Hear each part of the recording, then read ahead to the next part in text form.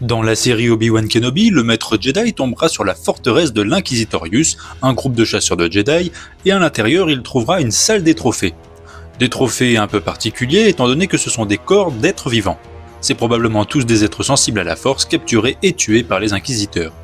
Il y en a de nombreux avec des designs assez différents, et on connaît quand même l'identité de 4 d'entre eux. 4 Jedi dont 2 ne vous sont probablement pas inconnus. Déjà pour commencer, le guide visuel de la série nous donne le nom de cette femme, Vélérie Tid, qui porte le même nom de famille que la 9e sœur, Masana Tid, mais c'est sûrement un pur hasard. La seule chose que l'on sait sur elle, c'est qu'après l'ordre 66, elle se cachera parmi les citoyens d'Atio 3, avant d'être découverte et enfermée dans l'ambre.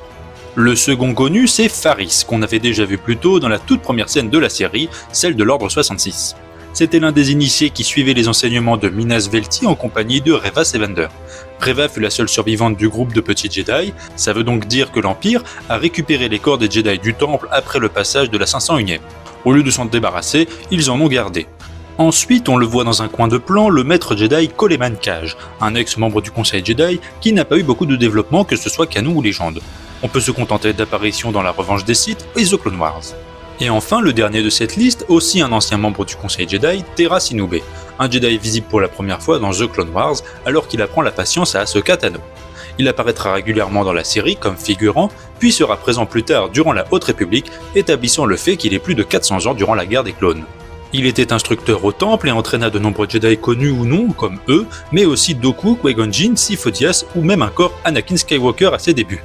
Il est supposé que Sinube survécut à l'ordre 66 pour finir dans l'ambre plus tard. Voilà, c'était les seuls Jedi connus présents dans l'ambre de l'Inquisitorius. Après pas plus d'informations, peut-être qu'un jour on nous dévoilera d'autres Jedi qui y sont présents, mais c'est quand même curieux ce concept. On peut le relier un peu à Star Wars Rebels, où le Grand Inquisiteur utilisa le corps de Luminara Unduli pour attirer les Jedi qui pourraient sentir sa présence. Est-ce à cela que servent tous ces cadavres, ou bien pour des expériences? En tout cas, ils ont un vrai problème là-haut.